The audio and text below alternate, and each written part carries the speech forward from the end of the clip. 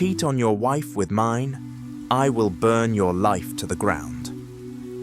Back in the earlier years of the 2000s, a feeling began to grow that my wife was involved in something clandestine. Our 2 children were approximately 4 and 6 years old at the time, still quite young, yet old enough to share snippets about their daily experiences. They increasingly mentioned spending daytime hours with my wife's parents. This wasn't inherently unusual, but given that her parents resided about a 90-minute drive away, making such a trip 2 or 3 times per week struck me as rather frequent. It accounted for nearly every day she wasn't working her part-time job. When I confronted her regarding this, she issued a denial, although she was never particularly skilled at lying. Consequently, I initiated the practice of monitoring the mileage on her vehicle, and unsurprisingly, it confirmed she was covering an additional 400 miles or so each week. I was certain some dubious activity was underway. Then, one afternoon, as I sat down at our computer, I noticed she had inadvertently left a sticky note bearing her AOL password adjacent to the keyboard. Unable to resist the urge, I logged into her account to peruse her emails. I discovered several email exchanges between her and her best friend from college, wherein they discussed how my wife was regularly engaging in sexual activity with a former high school boyfriend. There were no identifying details about him, except for my wife also speaking negatively about his wife, mocking her weight gain after having children. In any event, I printed copies of these email conversations and stored them securely.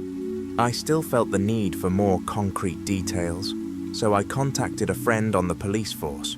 He advised me to get in touch with a man he knew who had transitioned from law enforcement to private investigation. This PI, Ron, proved to be exceptional. I paid his retainer fee, provided him with the printed emails and the scant information I had about my wife's activities, and he skillfully pieced together precisely what she was doing. His comprehensive report included photographs, along with specific times, dates, and locations, documenting her routine, dropping the kids off at her parents' house, meeting this man for lunch, proceeding to a low-rent motel for a few hours, and subsequently picking up the children before returning home. At this juncture, I retained the services of a divorce lawyer. My own parents had engaged in mutual infidelity, and the subsequent turmoil completely ruined my and my siblings' childhoods. It represented a boundary that was absolutely non-negotiable for me. I also instructed Ron to gather whatever intelligence he could on this other man. Ron performed admirably. I learned his name was Bob, that he was married, and that he had 3 children.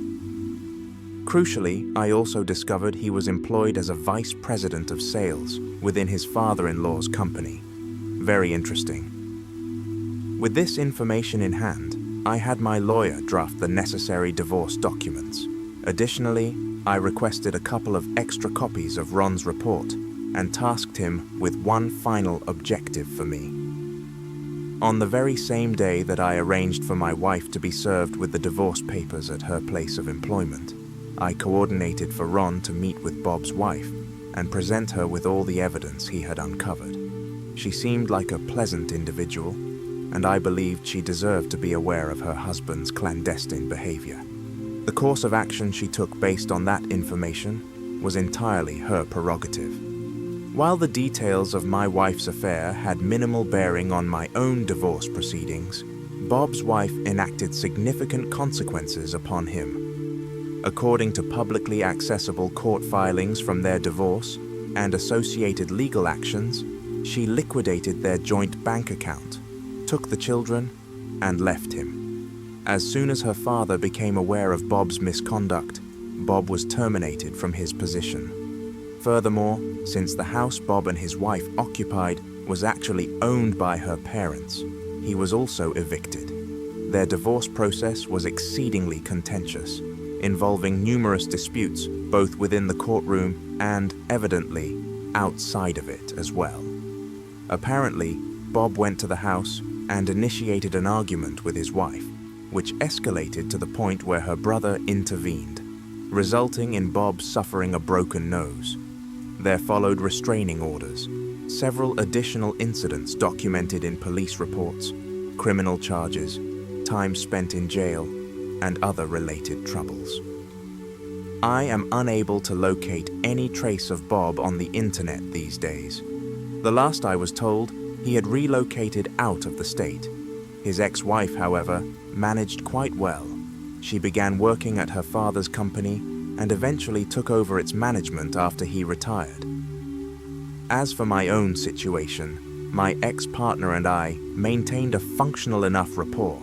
I strictly limited our interactions to matters pertaining to the children. Now that both kids are adults, I have no contact with her whatsoever. I don't bear her any ill will, but my concern for her exists solely within the framework of her being my children's mother and her significance to them. It does not extend beyond that point.